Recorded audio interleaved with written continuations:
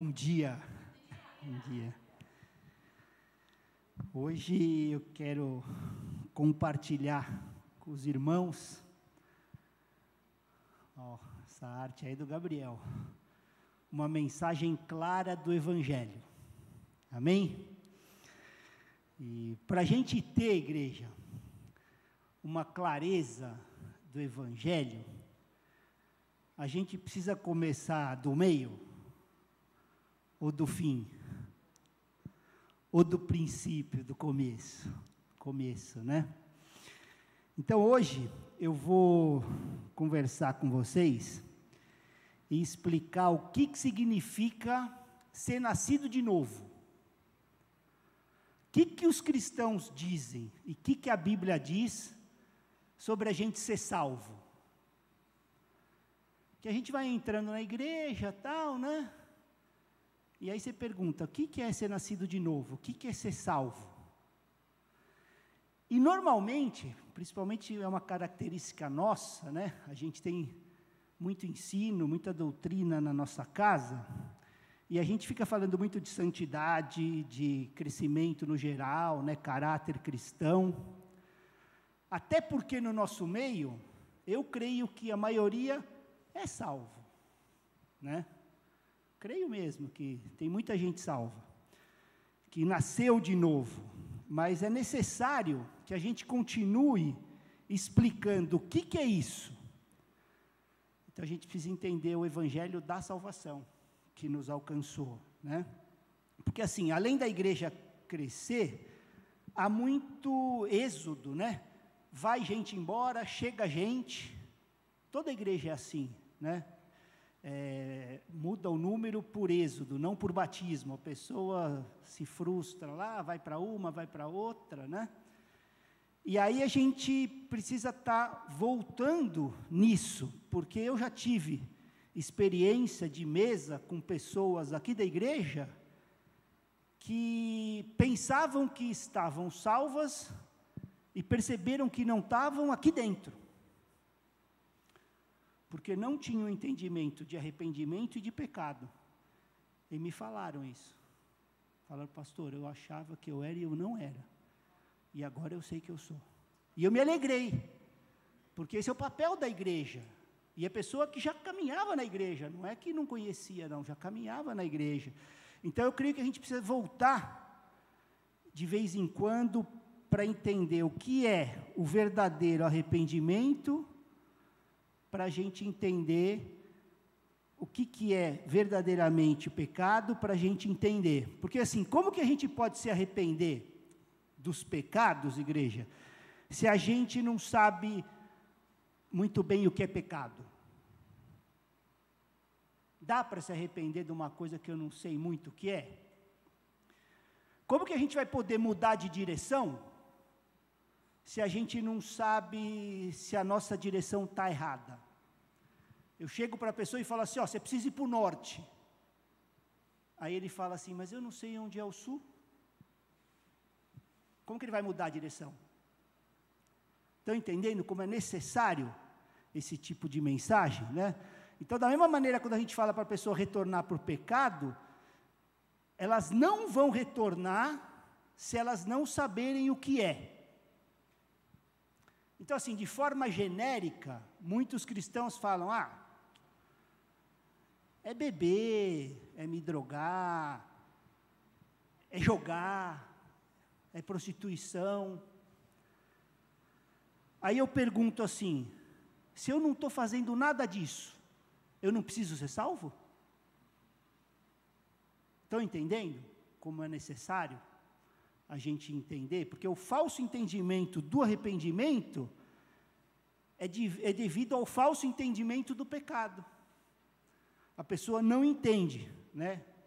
E além de tudo, a gente vive num mundo onde os padrões do cristianismo estão cada vez sendo mais reduzidos.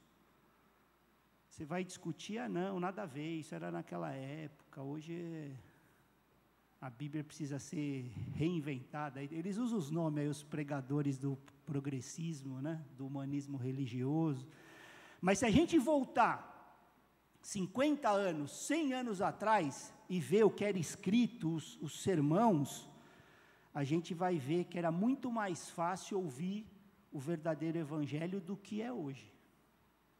Eu, de uns anos para cá, comecei a ler literaturas antigas e fiquei abismado, como estamos longe do que era pregado há 50 anos, não é nem aqueles séculos e séculos.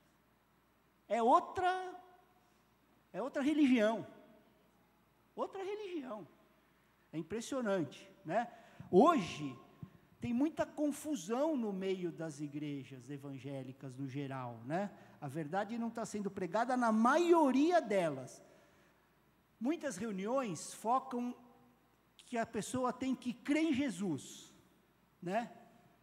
E eu vou falar uma coisa aqui que vocês vão ficar assustados, mas só crer em Jesus não te leva à salvação. É preciso, Satanás também crê. Teme e treme. É preciso arrependimento.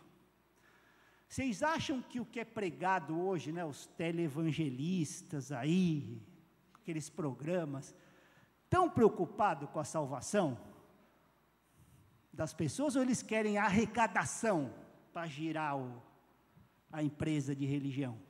Vamos ser sinceros. Não precisa nem assistir muito, liga 2 minutos.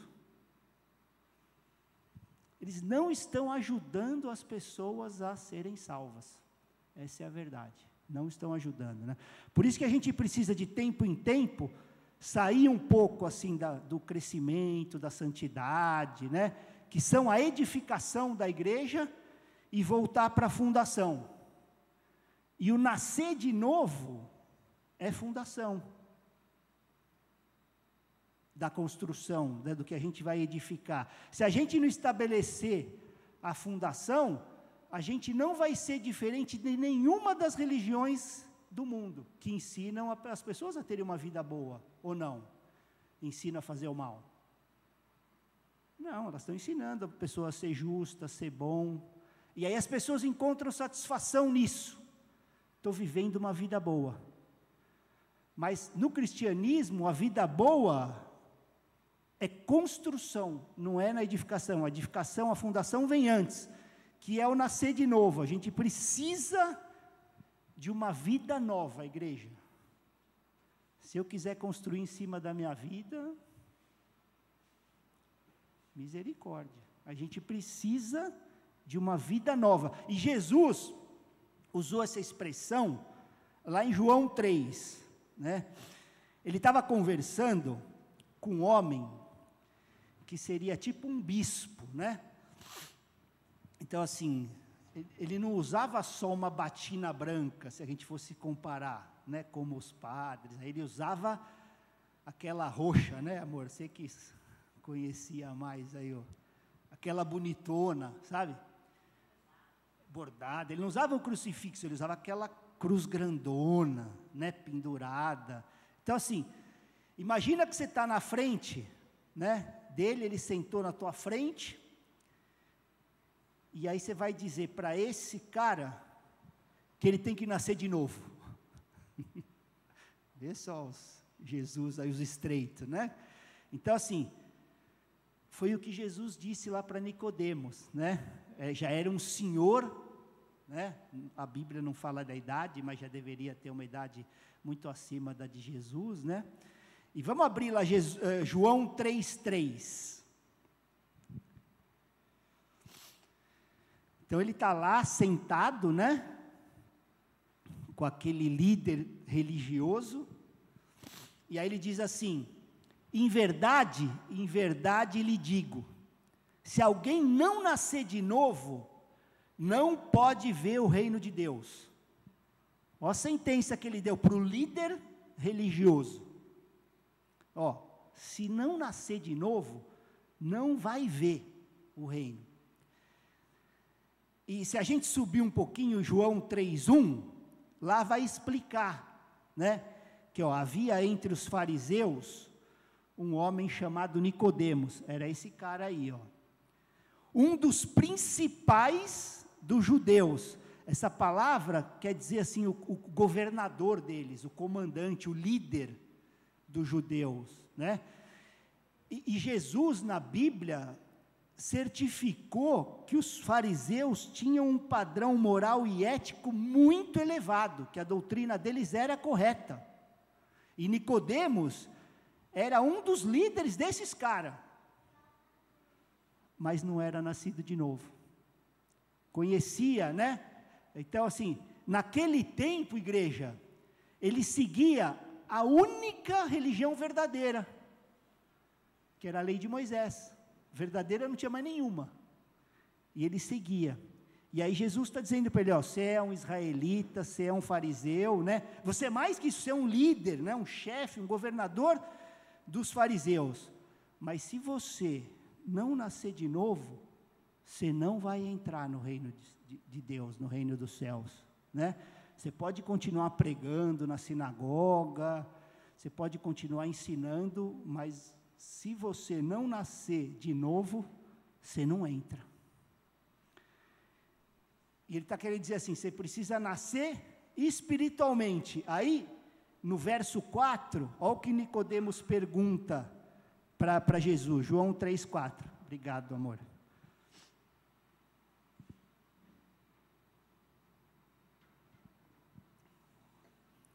Olha como a mente dele, igreja, estava na terra.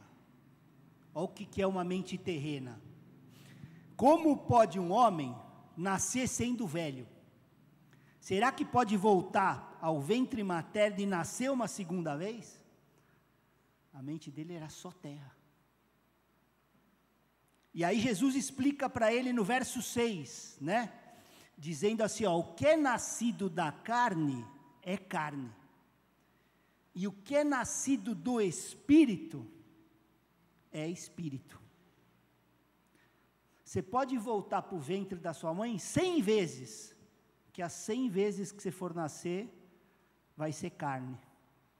Então Jesus estava querendo levar ele para ele entender o que era um nascimento espiritual, né? E aí Jesus continua no verso 4 dizendo assim, ó, não fica admirado por eu dizer que vocês precisam nascer de novo.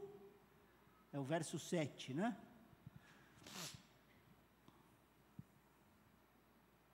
Não te admires, importa-vos nascer de novo. Não fica admirado não, vocês vão precisar nascer de novo. E Jesus, ele não vai dar um passo a passo desse nascer de novo, mas ele começa a dizer algumas coisas que nos levam a esse entendimento. A partir do verso 14, João 3,14, ele começa a explicar, ó, assim como Moisés levantou a serpente no deserto, é necessário também que o Filho do Homem seja levantado. Ele já estava falando, ó, vai acontecer algo aqui com o Filho do Homem. Ele vai ser levantado numa cruz, né? E aí ele entra naquele verso, né, que todo mundo conhece, ó, porque Deus, no 16, né, porque Deus amou o mundo de tal maneira que deu o seu Filho unigênito para todo aquele que nele crê não pereça, mas tenha a vida eterna, né? Então assim, o Pai nos amou e entregou o unigênito dele, para todos aqueles que creem nele, não perecessem. O que é perecer? Você pega a banana está amarelinha, né? Aí ela vai ficando pretinha, né, com umas pintinhas, tal. Vai chegar uma hora que ela está inteira preta, já não dá mais para usar, ela pereceu. É o que ele está falando aqui, ó. Para que vocês não percam o tempo de serem usados, né? Mas tenham a vida eterna. E aí ele continua no 17, ó, porque Deus enviou o seu Filho ao mundo, não para que condenasse o mundo, mas para que o mundo fosse salvo por ele. E no 18 ele fala assim, quem nele crê, não é condenado, mas o que não crê, já está condenado, porque não crê no nome do unigênito Filho de Deus. E aí ele explica, a condenação é essa, no 19, né? A luz veio ao mundo, mas os homens amaram mais as trevas do que a luz. E aí ele explica, porque as suas obras eram más. Então, os homens amam as trevas porque elas escondem as coisas. Todos que andam em trevas têm coisa escondida. Todo mundo que está nas trevas tem coisa escondida. Se a gente não tiver nada escondido, nós vamos andar na luz. Vamos andar na luz. E aí ele fala no 21, quem pratica a verdade se aproxima da luz. Ó. E se a gente coloca todas essas coisas juntas, se a gente quer nascer de novo, igreja, preste atenção, a primeira coisa que a gente precisa fazer é sair das trevas. Primeira coisa, quer dizer, não tentar esconder nada das nossas vidas.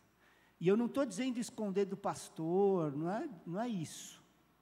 Eu não preciso conhecer todo o seu passado. É não esconder nada de Deus. Se aproximar de Deus e se abrir com Ele sobre todas as coisas, aquelas mais difíceis. Ninguém de nós vai conseguir lembrar tudo de errado que a gente fez na vida. Para mim seria impossível lembrar. Às vezes eu lembro, nossa, eu fiz aquilo. Corro para o Pai, porque eu lembro, mas eu tenho certeza que muita coisa eu não lembro. Mas tudo que a gente for lembrando, a gente precisa confessar para Ele. Sabe por quê? Isso traz para nós o conhecimento que nós somos pecadores. Isso é bom para nós. A gente traz a memória que a gente é pecador. Então, vir para a luz significa isso, ser honesto com Deus, não esconder nada dele. E esse é o primeiro passo, quando a gente chega a Cristo, né? No início da nossa caminhada, a gente não sabe tudo sobre o pecado. É mais ou menos assim como um iceberg. O pecado, a gente conhece aquela pontinha lá que está para fora, né? Então, se a gente quer retornar da direção do pecado, né, mudar de direção, a gente tem que começar por aqueles que a gente já conhece. Então, aquilo que eu já sei que é pecado, eu já viro. E aí eu vou mostrando para Deus a nossa atitude, a minha atitude em relação ao pecado. Ele sabe que a gente ainda não sabe tudo, mas o que a gente já sabe, a gente já virou, né? Então, vir para a luz é esse primeiro passo, né? Eu saio das trevas, onde está o pecado, viro, vou para a luz. Mas a Bíblia fala para a gente caminhar na luz, não só virar. E aí a gente precisa ir caminhando e aumentando a área da luz. Não se contentar com aquilo. Então é assim, imagina que você está preparando uma casa bem grande, muitos cômodos aí, 100 cômodos, para Jesus morar com você. Aí você vai lá e arruma um quarto, né? Tira aquelas coisas que não eram para estar lá, né? Mostra para Jesus, ó Jesus, já limpei esse quarto. Tem luz aqui, pode ficar, né? E aí você começa, vai limpando um por um. Você não precisa limpar os 200 de uma vez, até porque você nem sabe, né? Mas o que você vai limpando, porque você quer que Jesus venha e que não fique na sujeira. Então você vai, né? Pouco a pouco, até a casa estando limpa, estando clara, tendo luz, né? Esse é o progresso do novo nascimento para o crescimento em Cristo Jesus, né? Pouco a pouco, mas o foco hoje é a fundação, né? Por isso que eu vou voltar com vocês aqui para o livro de Atos.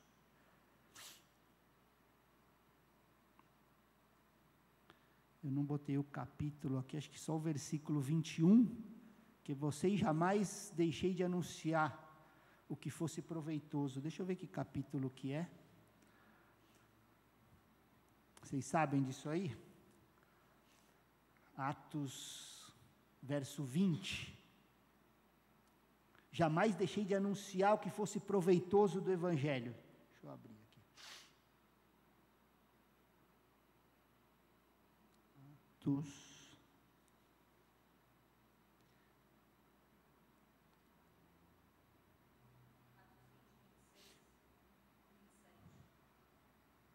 27.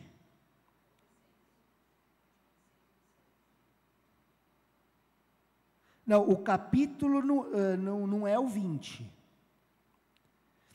Que diz assim, ó, vocês sabem que jamais deixei de anunciar o que fosse proveitoso e de ensinar isso a vocês publicamente e também de casa em casa. 20, 26 e 27. E aí o 27 então continua testemunhando tanto a judeus como a gregos. É esse? Então vai lá, tia, 20... 20 e 21. 20 e 21. Então, o que Paulo está dizendo aqui, né? Que ele jamais deixou de anunciar. Então, 20 e 20 primeiro e depois 20 e 21, né? Jamais deixando de vos anunciar coisa alguma proveitosa e de vô-la ensinar publicamente e também de casa em casa. E aí ele fala assim, testemunhando, né, testificando, tanto a judeus como a gregos, ou melhor, ele está dizendo assim, para todo mundo, porque eles dividiam assim, judeus e os outros, né, era assim que os judeus faziam. Então, aqui assim para todos, né, o que ele está testificando? O arrependimento para com Deus, e o que mais? A fé em nosso Senhor Jesus Cristo. Então, Paulo está estabelecendo a fundação aqui, para o nascido de novo. O fundamento. Essas duas coisas que Deus colocou junto. Arrependimento e fé. Então, o homem está sempre querendo separar o que Deus juntou. Vê o exemplo do divórcio aí, os números. Né? Até no nosso meio cristão eu estou falando. Né? Então, os homens separaram tanto, né, arrependimento e fé, que você só ouve falar de fé. O arrependimento sumiu. É ou não é? É só fé. É só fé.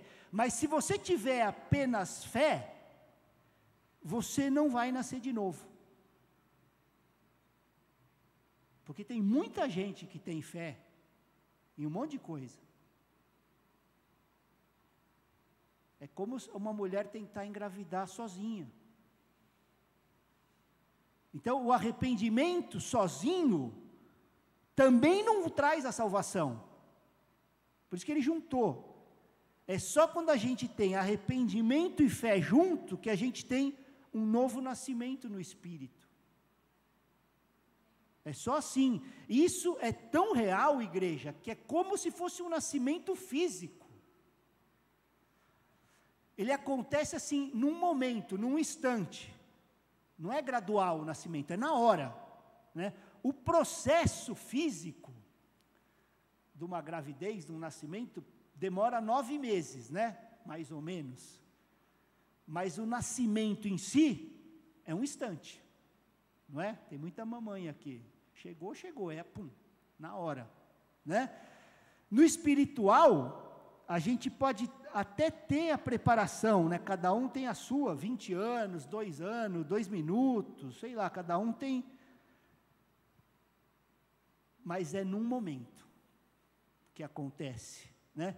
É assim que é o novo nascimento. Então, é possível, até para aqueles, é mais fácil para aqueles que teve uma vida mais regrada, mais decente, né, uma vida boa, não perceber o exato momento que nasceu de novo. A pessoa viveu uma vida que não foi tão desregrada assim, né?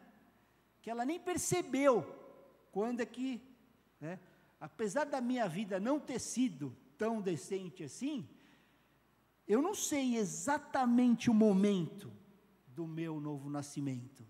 É como assim, para tentar explicar, a gente está numa estrada aqui na Castelo, e aí de repente você está dirigindo, você sabe a direção que você está indo, aí você passou a divisa de uma cidade para outra, aí você nem lembra quando você passou, mas você chegou na cidade, então você viu que você, em algum momento você passou, né? Então mesmo que você não saiba, né, o exato momento, é algo que acontece num instante, é um nascimento, isso que Jesus está explicando, né? É algo instantâneo.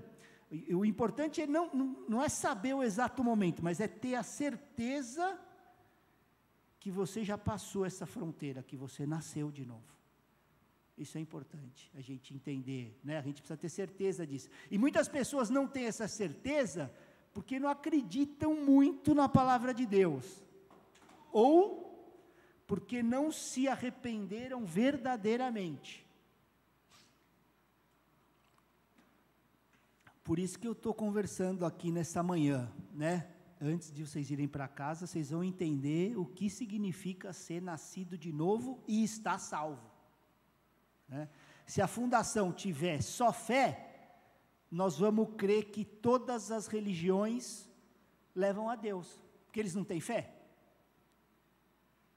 Vou te falar que muitos têm até mais do que cristão, é triste a gente falar, mas não é? Outras religiões é mais fé. Então assim, as pessoas dizem para a gente, né, que a gente não pode ser radical com as outras religiões, porque no final são pessoas boas tentando chegar a Deus, né? E a gente, ser humano, é limitado e não conhece muito sobre Deus, né? A gente não consegue acessar tudo o que Deus é, então a gente precisa ser humilde, né? Mas entender que a gente não está falando da nossa opinião, não é a minha opinião, a opinião do Marcos, mas é que Cristo veio do céu, e a opinião dele vale muito mais do que a nossa, muito mais do que a nossa, né? Se a gente disser que Jesus Cristo é igual às outras religiões, aos outros deuses, a gente vai estar chamando ele do quê? De mentiroso, de enganador. Se a gente disser que a gente considera Jesus e os outros, nós estamos dizendo que Jesus é mentiroso. Vamos abrir João 14, João 14, 6, essa todo mundo conhece também.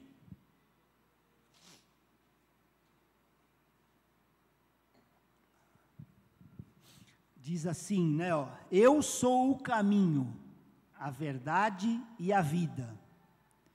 E é o que ele fala, ninguém, ok? Ninguém vem ao Pai, senão por mim. Isso está certo ou está errado? Se está certo, ele é o único caminho. Aí como que a gente vai se posicionar? Se a gente aceitar que as outras religiões dizem que há vários caminhos, ou a gente está chamando Jesus de mentiroso, ou de enganador, ou que foi enganado. São as três opções. Se a gente aceitar. A gente vai concordar com alguma dessas três opções? Ou a gente vai dizer que a única alternativa é que ele falou a verdade.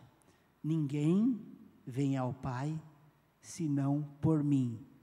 Ou seja, a gente só pode acessar a Deus, ao Pai, através de Jesus Cristo. Através de Jesus Cristo. Eu vou explicar o porquê. A verdade é sempre um caminho estreito. Sempre. O mundo diz que a gente tem que ser mente aberta, né?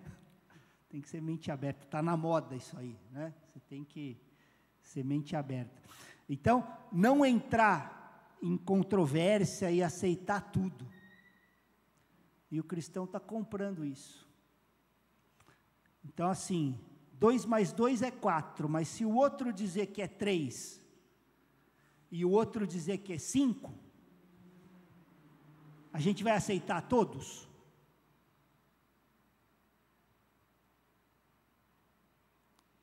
Porque se a gente aceita isso, todos os nossos cálculos vão ser alterados. Todos eles, sem exceção. Querendo ou não, 2 mais 2 é 4 sempre. Em todas as áreas, a gente aceita, verdade absoluta como essa matemática, química, física, mas aí chega na religião, a gente tem que ser mente aberta. A gente vai negociar. Entendeu?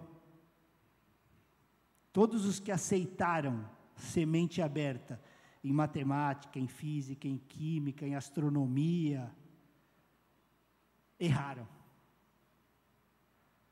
No quê? E na religião, eles acham que pode ser e não vão errar. Eu sou o caminho, a verdade e a vida. Ninguém vem ao Pai senão por mim. Se a gente não concorda com isso, se as pessoas não concordam com isso, elas não estão discordando de mim. Quem sou eu? Estão discordando de Jesus. Porque Ele falou. Agora, se eles discordam disso, olha que loucura, igreja. Eles também não vão poder dizer que Jesus foi um bom homem, ou um profeta, ou um espírito elevado, porque senão ele não mentiria. Estão entendendo como é frágil o argumento das religiões?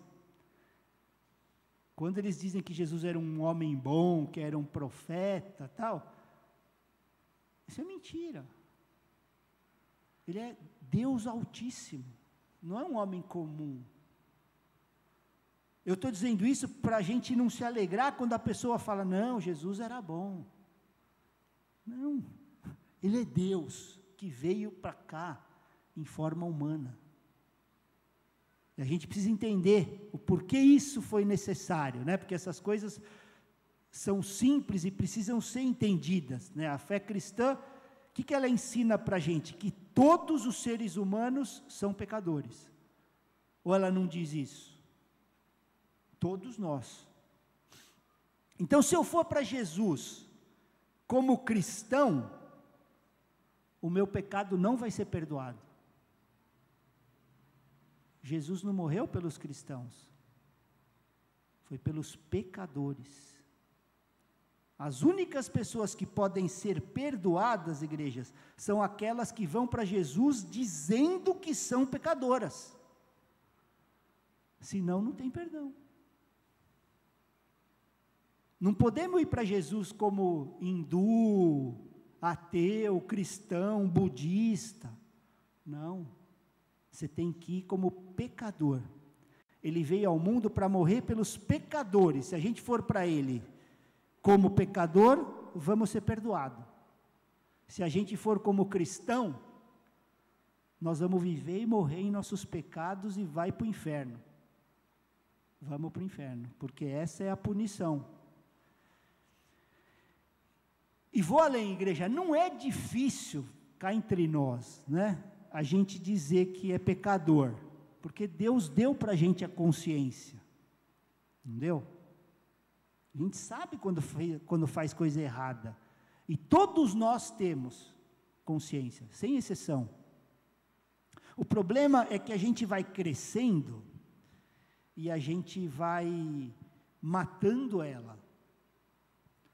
A gente vai fazendo coisa errada e vai calando a nossa consciência, porque ela falou e eu continuei fazendo.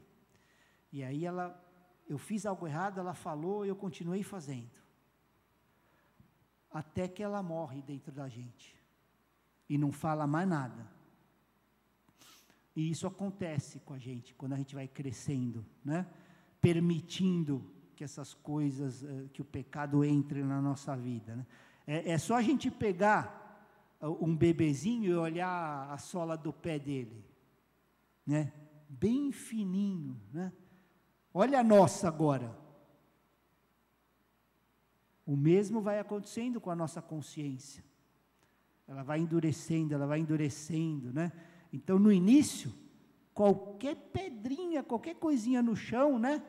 Já machuca o pé do bebezinho, né? Está começando a andar. Aí a gente cresce, a nossa dá para andar até em brasa, né? Fica aquela sola embaixo do pé. E é o que acontece com a nossa consciência, quando a gente vai crescendo, né? E parando de ouvir. Você está sabendo que aquilo é errado, a sua consciência está te falando e você está fazendo. E você vai fazendo, e você vai fazendo, né? Então a consciência foi um presente que Deus nos deu, e é muito útil, né? Jesus mesmo na Bíblia diz que chamou a consciência dos olhos do coração, e pediu para a gente cuidar dela, porque senão a gente não ia conseguir mais ver as coisas. Ele usou esse termo, ele fez essa comparação, são os olhos da alma, do coração. E se você não cuidar, vai chegar uma hora que você não vai ver mais. E aí você vai viver em trevas. Porque fechou, né, o seu olho. Quanto mais a gente mata a nossa consciência, mais em trevas a gente vai andar. Porque a nossa consciência sempre vai dizer para a gente o que está errado, sempre vai dizer que nós somos pecadores. E Jesus veio para pecadores, né? Já vimos aqui. Então, o que a gente tem que fazer? Ir para Jesus como o quê? Pecadores. E que fizemos muita coisa errada. E aí o próximo passo é que Deus não pode negligenciar o nosso pecado, porque Ele é justo. Ele pode fazer vista grossa com os nossos pecados? Mas um Deus bom, tão bom como o nosso, não negligenciaria os nossos pecados? Todo pecado, igreja, é um crime perante Deus, né? Então, para a gente entender, vamos ilustrar. Imagina que tem um juiz na Suprema Corte lá, um juiz muito correto, muito justo, e aí o filho dele está diante dele, porque cometeu um crime. Aí o juiz poderia dizer que ama o filho dele, então não vai punir. Ele poderia fazer isso? Um juiz terreno não faria isso, porque ele tem senso de justiça, né? E esse senso de justiça que a gente tem, é uma porção minúscula da perfeita justiça do nosso Deus, né? Usam até um termo mais forte, né? Trapo de imundícia, nossa justiça. Então, assim, eu faço algo errado, e Deus é o juiz. Aí Ele olha para mim e diz que me ama. Ok? Me ama. Mas Ele não pode me absolver porque eu fiz algo errado. E aí a gente vai, pai, mas você é meu pai, né? Podia me livrar. Mas o juiz diz que a pena pelo nosso crime seria aí, você pagar uma franquia aí de 1 milhão. Ou um bom tempinho na cadeia. E aí você vai pensar assim, poxa, mas esse pai aí não ama o filho, né? Aí o juiz assina a sentença do filho. Você tem que pagar 1 milhão, ou você vai para a cadeia. E aí o filho fica triste, né? Porque o juiz foi muito restrito, seguiu a lei, foi justo, era devido. Aí o juiz levanta da cadeira, tira a toga voltou a ser um homem normal, pega o talão de cheque dele, e tudo que ele juntou na vida dele, 1 milhão, faz o cheque e dá para o filho. E aí o filho paga a fiança e está livre. Agora alguém pode acusar esse juiz de não estar fazendo o que é correto? Ele não deu a pena máxima da lei, não cumpriu a lei, foi justo. E ele também deu tudo o que ele tinha para livrar o filho, porque o justo juiz é o mesmo que o Pai amoroso. Foi isso que Deus fez naquela cruz. Ele não podia negligenciar os nossos pecados, de jeito nenhum. E Ele nos perdoa, porque a punição do pecado foi paga por Ele mesmo. Esse é o nosso Evangelho. Preste atenção. Se Jesus Cristo não fosse Deus, e Deus punisse Ele pelos nossos pecados, seria a maior injustiça da história da terra. E Deus não seria Deus. Que criatura poderia pagar pelos milhares e milhares de pecados cometidos por nós? Alguma criatura poderia fazer isso? Só isso já derruba muita seita por aí. Eu estou falando essas coisas porque essas coisas precisam estar no nosso coração. O que é o cristianismo? É Deus vindo até nós. Só o próprio Deus poderia resolver isso, morrendo Ele mesmo por os nossos pecados, porque Ele é o juiz. Ele é o Senhor. Ele pôde nos punir e tomar a punição para Ele mesmo. Ele não deixou de punir, Ele puniu, mas pegou a punição. Por isso é que Deus teve que vir na pessoa de Jesus Cristo. Estão entendendo? Outro ponto aqui é que se Deus fosse uma pessoa e não 3, isso também não seria possível. Isso também derruba muita doutrina errada aí de Deus ser uma pessoa só, né? Se Deus desceu aqui na terra se tornando homem, o céu ficou vazio? Para quem Jesus orava? São coisas básicas que muitos cristãos não entendem, e a gente precisa entender. Alguns que falam, não, só batiza em nome de Jesus. Mas e a Trindade? E o Pai, e o Filho e o Espírito Santo? Não, o próprio Jesus, a gente está estudando isso nesse módulo, né? Falou para batizar em nome do Pai, do Filho e do Espírito Santo. E eles continuam negando a Trindade, né?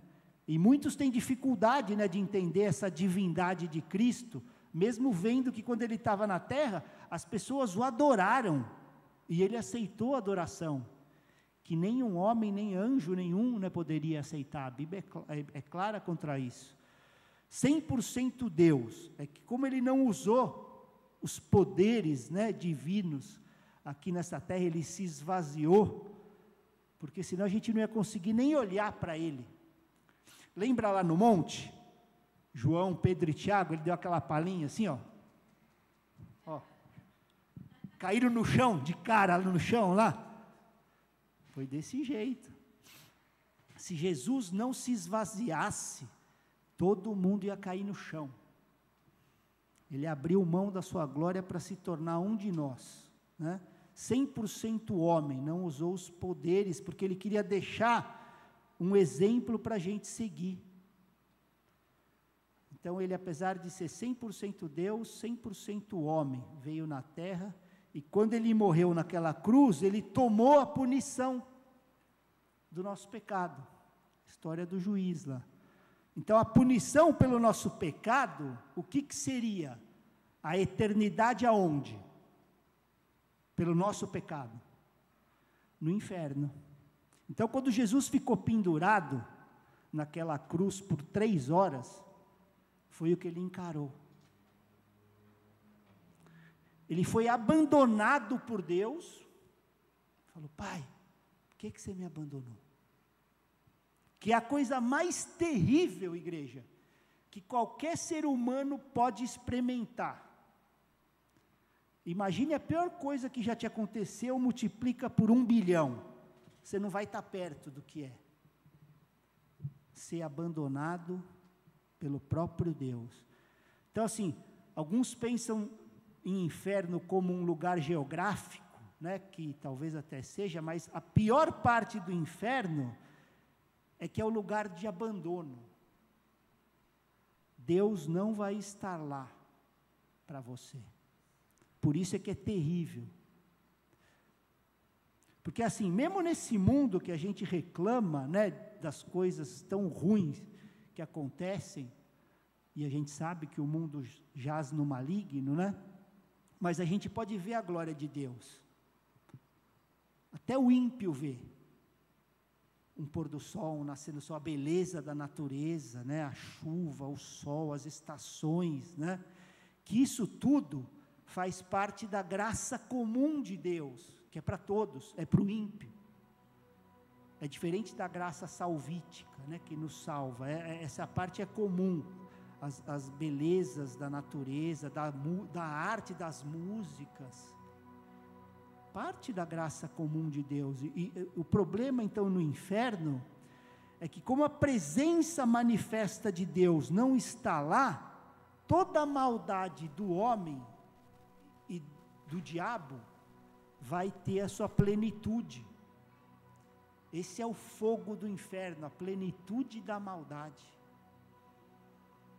E aí vai fazer a vida das pessoas miserável, porque é só maldade. Só maldade. E Jesus experimentou isso no abandono de Deus. Quando Deus abandonou ele por 3 horas,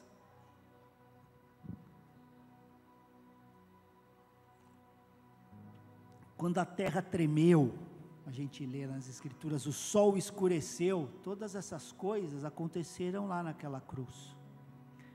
Apesar dele ter ficado 6 horas, foram as últimas 3, onde ele foi abandonado pelo Pai, e isso porque era a única maneira dele receber a punição que era nossa. A morte física não ia resolver, precisaria do inferno. Era necessário uma morte espiritual, ou seja, a conexão com Deus foi quebrada. A Bíblia diz que o Pai é o cabeça de Cristo, está lá em 1 Coríntios 11:3, é o cabeça de Cristo, e essa cabeça foi arrancada por 3 horas naquela cruz. Ele sofreu o inferno, não apenas por você, mas por mim e por todo mundo. Como poderia, né, um homem pegar a punição de todo mundo e para a eternidade? Só foi possível porque esse homem era Deus, e Ele é infinito. Então essa punição que bilhões de pessoas iriam sofrer, pôde ser concentrada em 3 horas em um único homem, porque Ele era Deus. A gente não tem como mesurar a agonia que foi isso, impossível. Mas foi o preço que Ele pagou pelo meu pecado e pelo seu. Então o primeiro fundamento do cristianismo é que Cristo morreu pelos nossos pecados, mas isso sozinho não foi suficiente, Ele também ressuscitou dos mortos. Se Ele não tivesse ressuscitado dos mortos, eu também nem seria cristão, porque estaria aqui perdendo tempo. O que eu ia estar ensinando? A ressurreição dos mortos é a prova de que tudo o que Ele disse na terra era verdade. A prova. Só nós temos isso, igreja. Só nós. Nenhum homem morreu pelos pecados do mundo, nenhum homem ressuscitou dos mortos, nenhuma outra religião reivindica que alguém morreu pelos pecados do mundo. Só a gente, só o cristianismo. Essa é a fundação do cristianismo. Não é apenas fazer o bem, ser gentil, não ofender. É entender que Cristo morreu por nossos pecados e ressuscitou dos mortos. Se a gente remover essas duas coisas, o cristianismo fica como qualquer outra religião. Qualquer outra. Por isso que o cristianismo é único, a gente precisa entender isso, que a gente é pecador, merece ir para o inferno pela eternidade, ser abandonado por Deus para sempre. A gente tem vivido na igreja para nós mesmos, mas a gente foi criado para pertencer a Deus. E a gente vem vivendo essa vida egoísta, a Ju falou na abertura, né? Vivendo para nós mesmos. Então, quando a gente volta para Deus, a gente tem que voltar numa condição de ladrão, que roubou o que pertence a Ele, por muitos anos. A gente tem que voltar para Ele com sofrimento, né? Porque a gente não tinha conhecimento, que a gente vem roubando Ele todos esses anos. A gente pertence a Ele, foi criado para pertencer a Ele e vive sem Ele. Roubamos isso dele. Então, quando a gente volta, esse é o nosso sentimento em relação a Ele. E aí a gente entrega a nossa vida para Ele e agradece a Jesus, porque morreu por nós, para a gente poder acessar ao Pai. Porque Ele foi bem claro, ninguém vem. E aí depois que Ele morreu e ressuscitou, e ter ido ao céu, depois de 40 dias, o que Ele mandou aqui para nós? O Espírito Santo de Deus.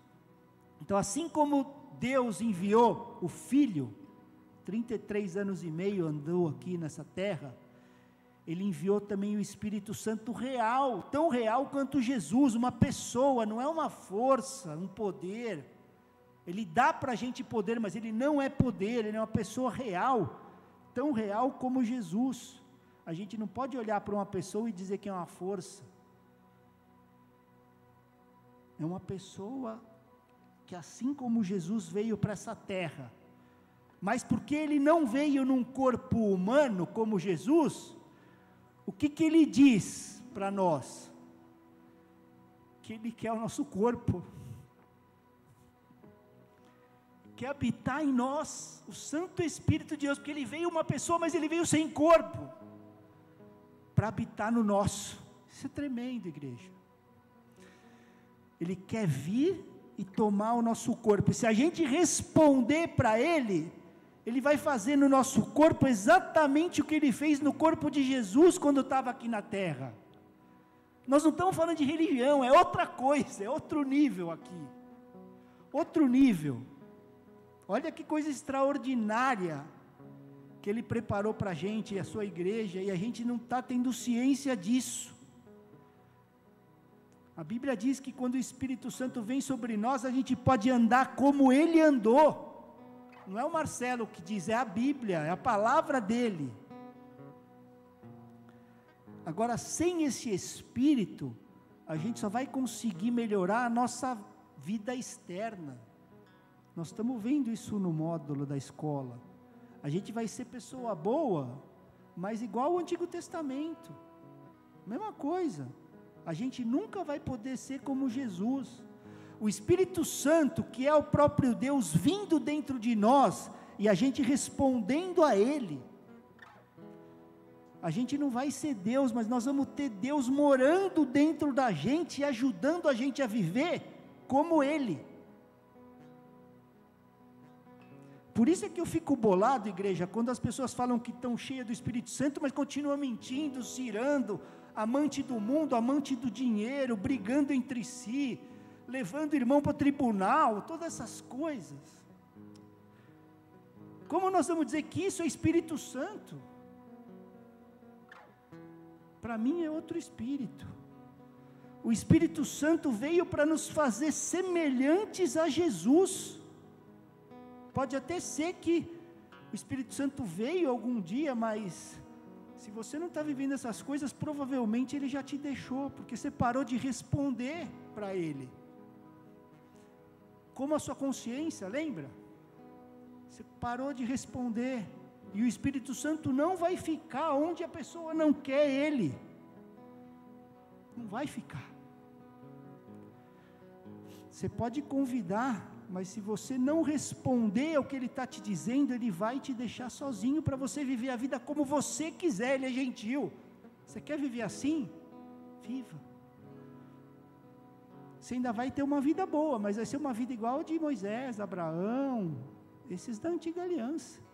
Nada além disso.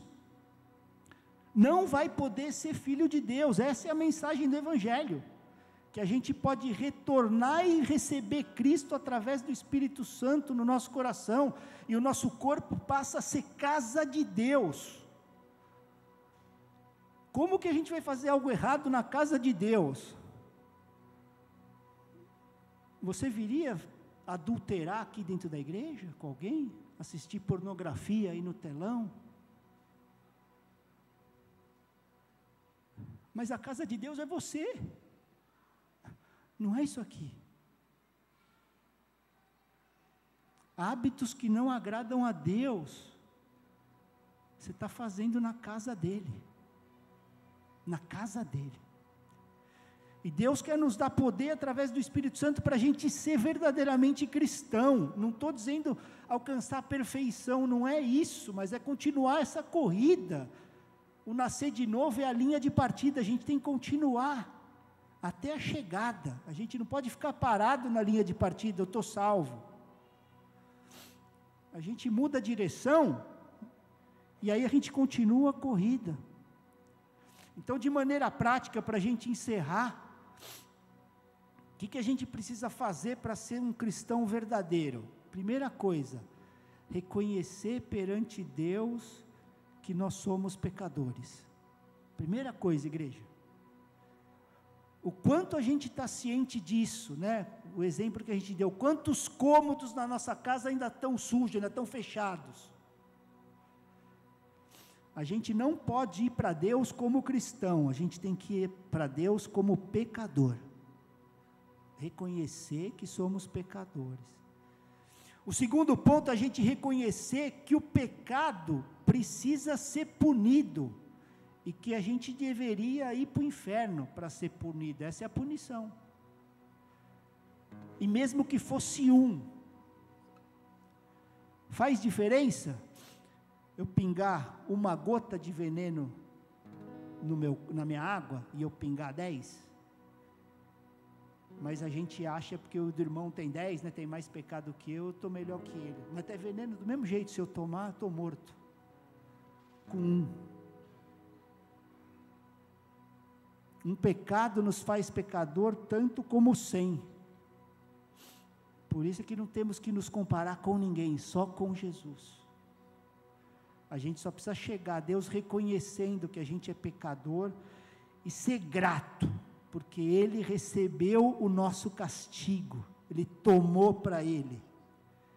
E grato pelo Espírito Santo que vai nos conduzir a toda a verdade. O último verso aqui, para a gente encerrar, João 1:12.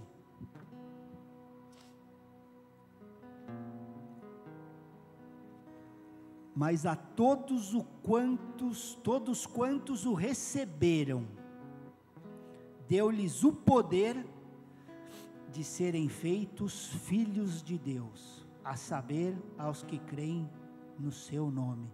Crê no seu nome. Então a fé significa a gente se comprometer com Jesus, não é apenas crer. A Ju que falou, o diabo também crê, mas eu estou comprometido com Ele. É igualzinho um casamento, ele mesmo usa essa metáfora. Quando a gente diz que é cristão, que nome a gente está carregando? De Cristo. Igual um casamento, a gente precisa estar comprometido com Ele para usar o nome, senão não usa. Seja honesto. Seja honesto, é o que Ele quer da gente.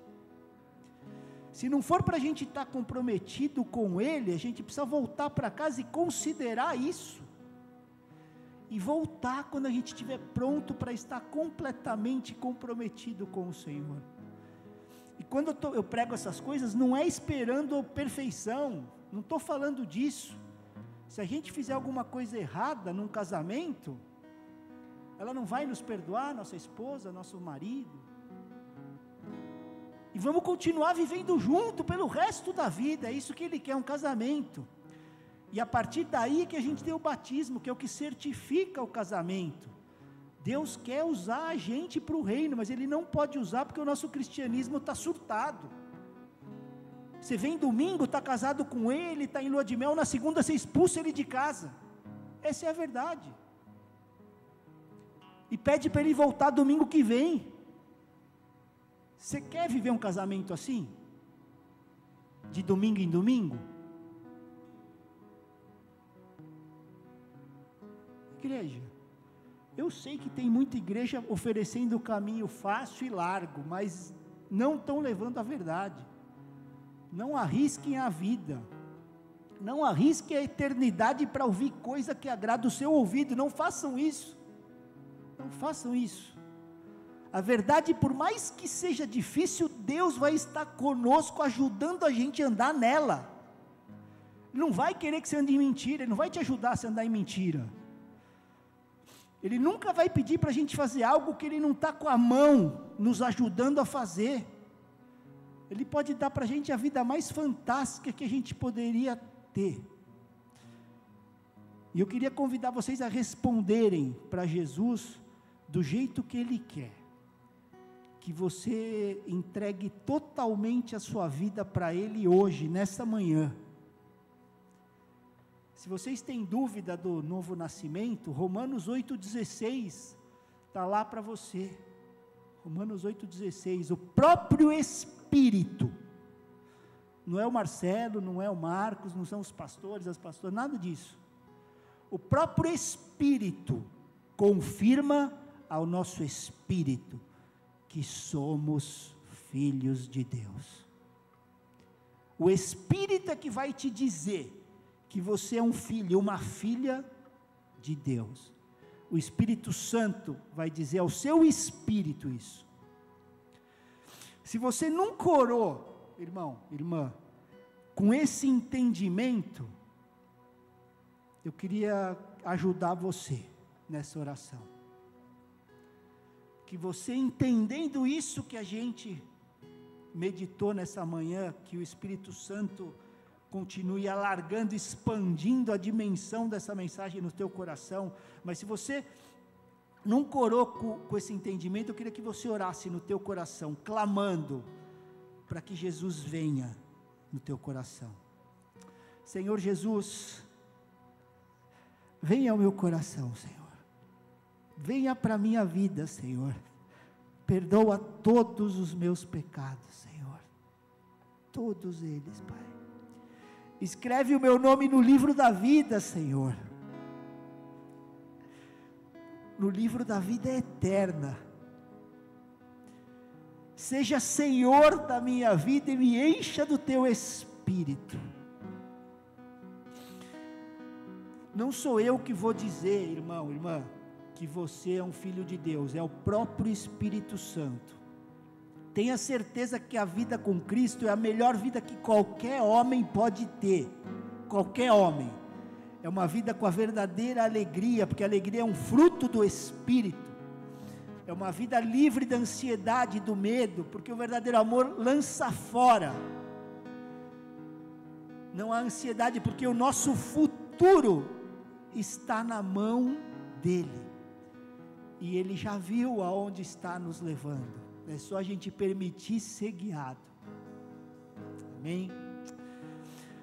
Pai, eu quero te louvar nesta manhã, pela tua palavra que me alcançou e alcançou os meus irmãos, minhas irmãs, a nossa família, Pai. Eu clamo, Senhor, Santo Deus, pelo teu Santo Espírito, Pai, que continue nos guiando, Pai, na verdade e em amor, Pai. Que a tua palavra continue sendo luz para os nossos pés, Pai, lâmpada para os nossos pés e luz para o caminho, porque poderemos ajudar outros a encontrá-lo, Senhor. Continua, Pai, derramando sobre nós a tua bondade, o teu amor, para que a gente possa glorificar, Pai, o Teu nome aqui nessa terra, assim como o nosso irmão Jesus, Pai, pôde dizer ao Senhor que glorificou ao Senhor com a obra que o Senhor deu, Pai. Que possamos todos nós, Pai, declarar com alegria ao Senhor, Pai. Obrigado por ter nos resgatado, nos adotado, nos dado um nome, uma família, vestes novas. Louvado seja o Senhor, Pai. Não temos palavras para descrever o que o Senhor fez, mas que a gente possa viver uma vida de gratidão, onde os frutos de justiça de nossa vida possam honrar ao Senhor, Pai. E nós oramos, Pai, declarando toda a honra, toda a glória ao único que é digno de receber, que é o Senhor, em nome de Jesus. Amém, amém e amém. Obrigado, querido. Glória a Deus.